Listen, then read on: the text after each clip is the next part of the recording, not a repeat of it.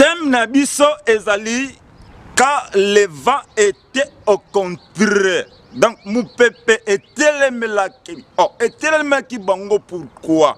Puisque elingaki empêché bango bakende na bisiko bandaki kokende. Et c'est pour cela et bongaki mon pépé longwa. Alléluia. Na yambo to continuer na sepeli to tanga na Matthieu chapitre 14 le verset 23 na kokitati na sekuna na 32 totangi na kombo na Yesu Christo. Car il sortait de la barque, il vit une grande foule. 23 s'il vous plaît. Quand il y renvoyait, il montait sur la montagne pour prier à l'écart. Et comme le soir était venu, il était là seul. La barque, déjà au milieu de la mer, était bâtie par le flot, car le vent était au contraire. Et la quatrième veille de la nuit, Jésus alla vers eux, marchait sur la mer. Quand les disciples le virent marcher sur la mer, ils firent troubler et dirent, c'est un fantôme. Et dans leur effrayé, ils poussèrent des cris. Jésus leur dit aussitôt, rassurez-vous, c'est bien moi, n'ayez pas peur. Pierre lui répondit, Seigneur, si c'est toi, ordonne-moi que j'aille vers toi sur les eaux. Et il dit, viens. Pierre sortit de la barque et marcha sur les eaux pour aller vers Jésus. Mais voyant que le vent était fort et il peur, et comme il commençait à foncer, il cria, Seigneur, sauve-moi.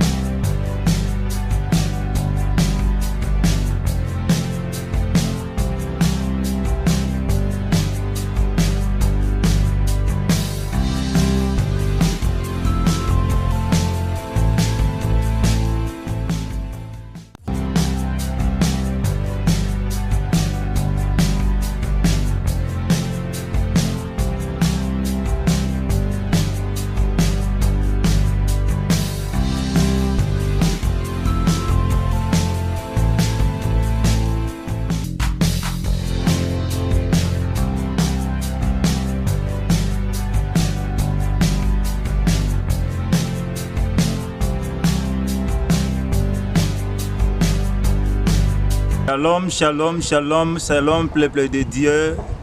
Na ndenge tokuta na kati nesika, toza reconnaissant na équipe ya Tout Savoir Télévision, ya bien aimé na biso Maxel Bangali et longona fa na biso Trésor Kanza. Bien aimé, tozongi lisusu awa na katikati na Tout Savoir Télévision na contenu ya ba demande bato tomonaki na katikati na réseaux sociaux bandaki kosenga biso tozonga lisusu mateya wana. Donc mateya o toteya kiango ezalaki sous l'inspiration ya par le Saint-Esprit que des hommes ont parlé de la part de Dieu. Si je suis ici, je suis pour la part de Dieu. Car la Bible dit que comment il y aura des prédicateurs s'ils ne sont pas envoyés. Et na makambo nyonso abato band tolingi to pesa mutu apesi biso temps ya kozali lisusu liboso na bino selon ba demande. Oh soki ye atiaki eloko na kati na biso te tongo kozwa ba demande wana te. Et tolingi to bondela mutu oyo asala likolo pe na se. Et na yambo to tombola e poto tombola ye na katikati na nyonso. Et na lingi na présenter, je suis votre serviteur Dina Dibwe Solot, le rejeton de David. Donc, na zali serviteur na ministry international JBB. Bon, le long est contenu, il y a quoi côté Abino en ce qui concerne Jésus-Christ, le seul espoir qui me reste. On est là qui grand thème nabiso et tout le monde qui kuna na Marc chapitre 25 et la Bible nous dit une chose que il y avait une femme qui avait perdu sang pendant 12 ans et la Bible dit qu'elle possédait beaucoup de biens et tout le monde qui boit azraki na biloko ebele et Bible obi ke biloko wana epesa ki ata soulagement moko te na katikati na malade na ye o azraki nango et la Bible continue à nous certifier que elle était toujours en empirant donc malade na ye wana ebandaki kosala ye ke azwa empêchement et Bible obi ke lokola azalaki na mbongo ebele na considération na katikati na mokilo mais eloko moko ezangaki na katikati na ye et tango eloko wana ezangaki na katikati na ye ebongaki akuta na monsieur moko et Bible ezala kolobake monsieur wana soki aye na katikati likambo makambo ko changer. Alléluia.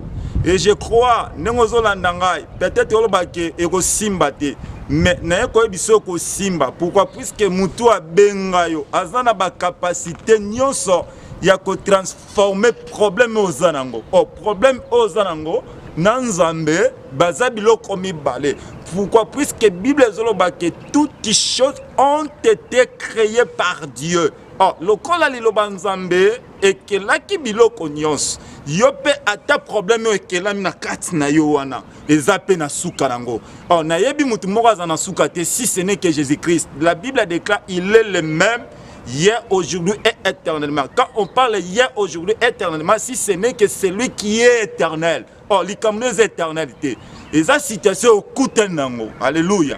Et la Bible dit que moi, si on a qui soulagement par rapport à ce qui confessé, si la foi est na katine a simba qui lamba yes makambo salaki. To simba qui pe na katikati na Ézéchiel chapitre 44, le verset 19 au kiti. Bible dit que natango souverain sacrificateur abandaki kokota na katikati na service na katikati na sacerdoce akokaki kobima na bilamba wana te pourquoi puisque bilamba na ekoki kopesa vie na peuple. C'était la loi que Dieu avait déjà kotiana boyoka na kala. Pourquoi? Puisque souverain sacrificateur tando kota na katikati na sanctuaire abanaki kozala couvert onction na nzambe na katikati bilamba na ye ezalaki na makambo nyonso. C'est pour cela nzambe ataki interdiction que mutu akoki kobimate na elamba wana. Alléluia. Et moi si wana du fait kazalaki na connaissance ya liloba nzambe atangaki Ézéchiel chapitre 44 le verset 17. Et la Bible est que tant moni le véritable souverain sacrificateur, c'était le Jésus-Christ de Nazareth. La Bible dit que moi, que si je puis seulement toucher ces vêtements, je serai guéri. Bien aimé, moi, je n'ai pas sauvé puisque Nazam mout. Nakoki ko pesa yo et loko ezangi yote puisque naza mutu naza limité mais ezana mese moko n'après-midi on a ko talisa yo so kondimelie makambo ko changer. Monsieur wana comme on a Jésus-Christ de Nazareth à côté na vie abat tant à côté na kata vie abat makambo changer na kazaki mutu moko akolo bakata même d'ici kazali situation le kinzambe te. Alléluia. Wana ezala ki émission na biso le kaki matia toteyak le long la grâce ensemble tous autres même soutien na biso ezali car le vent était au contraire. C'était notre lecture, c'était l'histoire de Jésus-Christ avec ses disciples. Vous savez très bien que Jésus-Christ était homme de foule et la Bible déclare après avoir prêché la parole Jésus-Christ renvoyait la foule et il ordonna à ses disciples de traverser la mer.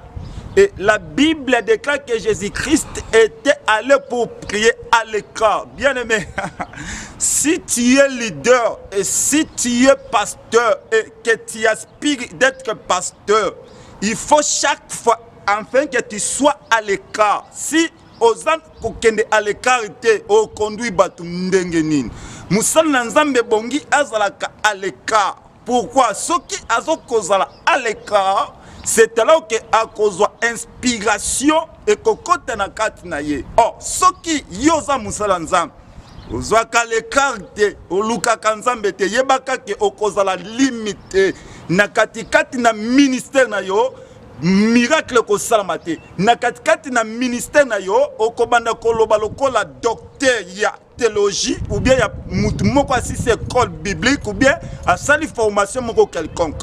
Mais ce qui fait la force ya ministère et bongi musala nzambe beta à l'écart. Et la Bible a dit que Jésus-Christ était allé à l'écart pour prier. Pourquoi? Puisque azalaki déjà épuisé, abimisaki, ateyaki liloba nzambe. Et après avoir koteya, ebongaki azonga na mutu abengaki ye, akotise lisusu biloko potanga kokuta nsuna bato aloba. Alléluia. Un homme de Dieu, il faut être à l'écart. Vous savez que si vous êtes toujours avec le peuple, tu ne peux pas prendre la révélation. Bien-aimé, prêcher c'est bien. Avoir la connaissance de la parole c'est bien. Mais avoir l'onction du Saint-Esprit c'est autre chose. Puisque c'est l'onction du Saint-Esprit qui fait que l'homme de Dieu a mimonisa malami sobat. Na lingina sa mutu moko. Tika babo tolo makamu nyonso batu bayina mais otikala nde na Jésus-Christ. Soko tika na Jésus-Christ na kata mbomo na yo makambo ko changer. Nazoko yebisa yo ebongi oyeba na ta otozali. Ta otozali tozana posa ya ba prédicateur o bazana onction nzambe o ba comme ma vie na katikati ya peuple. Pourquoi? Puisque nous sommes au temps du soir. Oh, Christ bientôt zoya. Oh, tant que Christ akoya, akozo bato bazana onction. Toza kunate. Dem na biso ezali que car le va était rencontré. Mais la Bible nous confirme une chose que les disciples qui déjà commis na katikati na mai. Bible ekoloba que Jésus-Christ abandi kolongwa na mabele. Akomi kotambola na mai. Ba disciple ba bosana ki aloko moko ke l'esprit oh Yesu azalaki nango ezalaki nde na kala toko koma kuna na to comité. Et Bible ekoloba ke ba komi koganga fantôme. Et Christ a dit que ce n'est pas fantôme, c'est bien moi le maître. Pierre a dit que si c'est toi, ordonne-moi aussi que je marche. Bien-aimé, Pierre a bimi na katikati na boatu, abandi ko tambola po akana bisika met kazali. Oh, na ningi kolobani. Tokoza la biso nyonso basala nzambe. Tokoza la biso nyonso bana na nzambe. Tokoza la biso nyonso basera en Christ. Mais ce qui fait la différence et loko eza na kati na mutu non onctionné impact eza na kati na ye. Bioka, merci Jésus. La Bible déclare que si la parole avec l'esprit s'accorde, ça produit les miracles. Bien aimé, la parole que je suis en train de prêcher et qu'on produit miracle na kati nzoto na yo. Bisi ko zali peut-être obi ozo échoué na ko rassurer yo, temisaka foi na yo. Lokola Pierre asala ki différemment avec ba disciples nyonso bazaki na katikati na boîte, yo pesala différemment ko la batu nyonso te. Yo kana seule une chose, ton père spirituel peut te prêcher la parole, mais ce qui fait et l'okoza kat na yo impact onction. Oh yes, je peux imiter quelqu'un, je peux parler comme quelqu'un d'autre, mais si je n'ai pas l'onction du Saint-Esprit, c'est nul, bien-aimé. Et bien, on dit que Pierre a ça différemment. Oh, a ça qui différemment, pourquoi? Puisque na kati Pierre, ezalaki na foi moko ardente, ezalaki na foi moko, bandaki kosele ki asala ba différence. Peut-être Yesu tanga koloba likambo, Pierre bandaki kosala ka ba différence par rapport à autres. Cela veut dire quoi? Pierre a cela qui différemment par rapport à Matthieu, a cela qui différemment par rapport à Marc, a cela qui différemment par rapport ya bandeko bazaki na génération na bango. Et c'est ça yango Yesu a dit que ton nom c'est Pierre. nanzela no na kobati. Pourquoi? Puisque ezalaki na onction, ezalaki na esprit moko ya kosimba makambo. Na ningi koyebisa yo osuki te. Yes, azala bomoi, zala na foi oyo na kati na yo et ko changer makambo. De la même manière, na Marc ne totanga qui na verset 25, Bible est koloba que cette femme, elle disait en elle-même, si je puis seulement toucher ses vêtements, je serai guéri. Yoka, na ningi koyebisa yo, Pierre asala ki likamusu, sezala ki différemment, oyo zala ki na ebandeli. Bible lobi que na Genèse chapitre 1, tozana attente verset 1. Au Kiti Tinade, Bible dit qu'au commencement, l'Esprit de Dieu se mouvait au-dessous des eaux. Et Bible dit c'est pourquoi, tant que Yesu yaki, pour confirmer que Yenda Zadaki Nzambe, Molimo Ezraki na Katina ye, Bible dit que Atindi ba disciple ba traverser. Yesu a commis kotambola likona mai. Mais eloko eslam ke na création c'était quoi? C'était le copier à kobakisama. Bien aimé, tu peux faire des choses kolandisama famille na yote. Papa n'a ko déclarer et le cause mais yango te ko sala ngape na otia na ko déclarer oza eloko moko yango te ko sala mais oza eloko nzambe azoko déclarer au sala na lingi opesa kaka kondime pa nzambe miracle kota na kata bombo na yo c'est la parole de Dieu yango ndezo produit miracle otongo oza na foi na kata na yo bisiko zali ndima kaka bisiko zali nzambe akokangola yo nzambe akosala quelque chose azoko kangola biso par rapport à notre foi. Bible, merci Jésus. Bible dit que kakali banzambe o tema ki pana bango et sali misalate mais et que côté ma et pas bat misuse côté quand me peut produire miracle. Nous connaissons que la foi c'était mais invisible de prendre des choses dans le monde spirituel, il y a qu'on ramène dans le monde physique. Bien aimé, citation de le kinzambete. Stérilité na yo le kinzambete kobonga na yo te ele kinzambete masumu na yo ele kinzambete maladie na yo ele kinzambete car Bible lobi que il y a un nom qui nous a donné dans le ciel sur la terre sous la terre et tout genou fléchisse que toute langue qui confesse que Jésus-Christ est Seigneur. Naningino babisiko zali confesser que maladie ne ko suka, confesser que souffrance na ko suka, confesser que makambu wana ezoko tutoa na katikati na bombo na yo ekosila. Pourquoi? Puisque mutondi mela azala kola batu nyoso te mutondi mela aza mutu o aza au-delà ya koleka membi ba papa na biso physique ya koleka membi ba mama na biso. C'est Jésus-Christ de Nazareth. Zwaka kondima tena kati no makambo ko changer atako omoni ke libale suki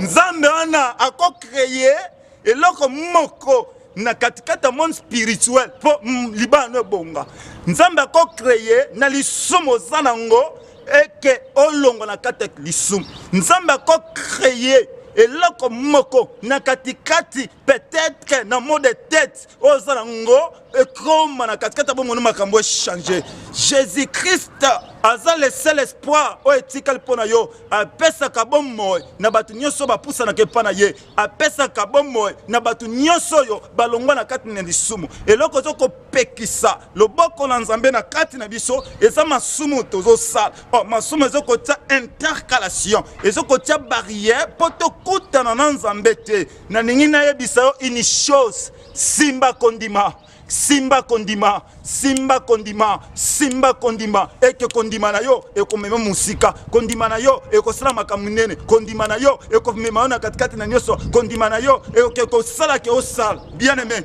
car le vent était au contraire mon peuple nini ezotelemela pona ba pierre ezaki mon peuple mais na ebite situation ezotelemela yo mais Jésus Christ est capable ya kokokisa makambo nyonso puisque Bible dit que toutes choses ont été créées par la parole de Dieu. Citation na yo samaki na liloba nzambe ndimaka ka lilobo epimi nzambe akokangola yo na nzambe asimba obisiko zali nzambe apam akene kosala au-delà na entendement na yo.